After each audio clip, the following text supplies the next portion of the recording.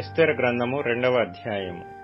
ఈ సంగతులైన తరువాత రాజైన అహష్వేరోషు యొక్క ఆగ్రహము చల్లారినప్పుడు అతడు వష్తిని ఆమె చేసిన దానిని ఆమెకు నిర్ణయింపబడిన దానిని తలంచగా, యవ్వనులగు రాజు పరిచారకులు ఇట్లనిరి, అందమైన కన్యకలను రాజు కొరకు వెదకనగును.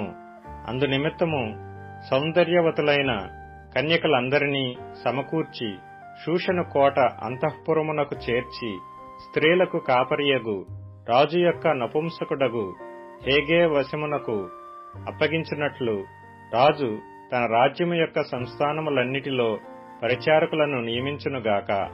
శుద్ధి కొరకు సుగంధ ద్రవ్యములను వారికిచ్చిన తరువాత రాజు ఆ కన్యకలలో దేనియందు ఇష్టపడునో ఆమె వష్తికి బదులుగా రాణియగును. ఈ మాట రాజునకు అనుకూలమాయను గనుక అతడు అలాగు జరిగించెను. షూషను కోటలో బెన్యామీనీయుడగు కీషునకు పుట్టిన షిమీ కుమారుడగు యాయీరు వంశస్థుడైన మొర్దెకై అను ఒక యూదుడుండెను. బబులోను రాజైన నెబుకద్నెజరు యూదారాజైన యెకొన్యాను పట్టుకొని పోయినప్పుడు ఇతడు యెకొన్యాతో కూడా యెరూషలేములో నుండి చెరపట్టబడిన వారిలో ఒకడు. తన పినతండ్రి కుమార్తె అయిన హదస్సా అను ఎస్తేరు తల్లిదండ్రులు లేనిదైయుండగా అతడామెను పెంచుకొనెను. ఆమె అందమైన రూపమును సుందర ముఖమును గలదై ఉండెను.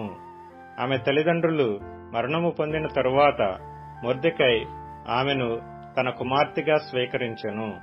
రాజాజ్ఞయు అతని నిర్ణయమును ప్రచురము చేయబడి కన్యకులు అనేకులు షూషను కోటకు పోగు చేయబడి హేగే వశమునకు అప్పగింపబడగా, ఎస్తేరును రాజు యొక్క నగరునకు తేబడి స్త్రీలను కాయు హేగే వశమునకు అప్పగింపబడెను.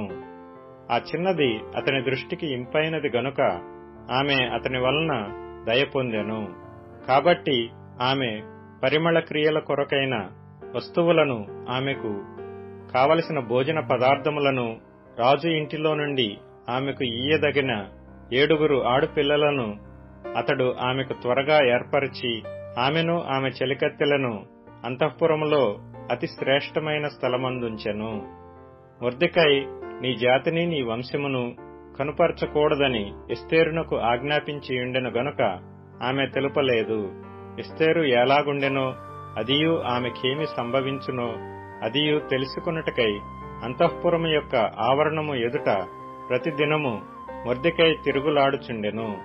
6 మాసములు గోపరస తైలముతోనూ 6 మాసములు సుగంధ వర్గములతోనూ స్త్రీల పరిమళ క్రియల కొరకైన మరి వేరు పదార్థములతోనూ స్త్రీలు పరిమళ క్రియలు ముగించి రాజునద్దకు పోవువారు 12 మాసములైన తరువాత రాజైన అహష్వేరోషునద్దకు వెళ్ళుటకు ఒక్కొక్క చిన్నదానికి వంతు వచ్చినప్పుడు ఒక్కొక్క చిన్నది రాజునద్దకు ఆ విధముగా పోవుచుండెను.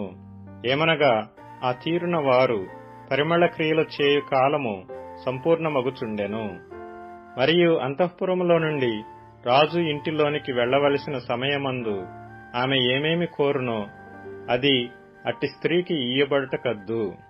సాయంత్రమందు ఆమె లోపలికి వెళ్లి మరుదినము ఉపపత్నులను కాయు రాజు యొక్క షండుడైన షేష్గజు అను అతని వశములోనున్న 2వ అంతఃపురమునకు తిరిగి వచ్చును. ఆమె యందు రాజు సంతోషించి ఆమెను పేరు పెట్టి పిలిచితేనే గాని ఆమె రాజునద్దకు మరలా వెళ్లకుండెను. మొర్దెకై తన కుమార్తెగా స్వీకరించుకొనిన తన పినతండ్రి అయిన అబీహాయిలు కుమార్తెయగు ఎస్తేరు రాజునద్దకు వెళ్ళుటకు వంతు వచ్చినప్పుడు స్త్రీలను కాయు రాజు యొక్క షండుడైన హేగే నిర్ణయించిన అలంకారము గాక ఆమె మరి ఏమీయూ కోరలేదు. ఎస్తేరును చూచిన వారందరికీ ఆమె యందు దయ పుట్టెను. ఈ ప్రకారము ఎస్తేరు రాజైన అహష్వేరోషు ఏలుబడియందు 7వ సంవత్సరమున టెబేతు అను 10వ నెలలో రాజనగరులోనికి అతని యొద్దకు పోగా, స్త్రీలందరికంటే రాజు ఎస్తేరును ప్రేమించెను. కన్యలందరికంటే ఆమె అతని వలన దయాదాక్షిణ్యములు పొందెను. అతడు రాజ్య కిరీటమును ఆమె తల మీద ఉంచి ఆమెను వష్టికి బదులుగా రాణిగా నియమించెను.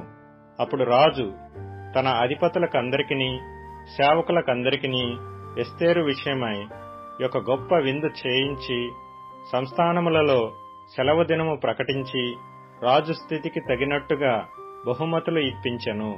రెండవ మారు కన్యకలు కూర్చబడినప్పుడు మొర్దెకై రాజు గుమ్మములో కూర్చుని ఉండెను. ఎస్తేరు మొర్దెకై యొక్క పోషణమందున్న కాలమున చేసినట్టుగానే ఇప్పుడును అతని మాటకు ఆమె లోబడుచుండెను. గనుక మొర్దెకై తనకు ఆజ్ఞాపించిన ప్రకారము ఎస్తేరు తన జాతినైనను తన వంశమునైనను తెలియజేయక ఉండెను. ఆ దినములలో మొర్దెకై రాజగుమ్మములో కూర్చుని ఉండగా రాజు యొక్క ఇద్దరు షండులైన బిక్తాను తెరెషు అను ద్వారపాలకులు కోపగ్రస్తులై రాజైన అహష్వేరోషును చంపుటకు ఆలోచించుకొని ఉండిరి. ఈ సంగతి మొర్దెకైకి తెలియబడినందున అతడు దానిని రాణి అయిన ఎస్తేరుతో చెప్పెను. ఎస్తేరు మొర్దెకై యొక్క పేరట రాజునకు దాని తెలియజేసెను. ఈ సంగతిని గూర్చి విచారణ కాగా అది నిజమాయెను. అందుచేత వారిద్దరును ఒక చెట్టుకు ఉరితీయింపబడిరి. ఇది రాజు ఎదుటనే రాజ్య సమాచార గ్రంథమందు వ్రాయబడెను.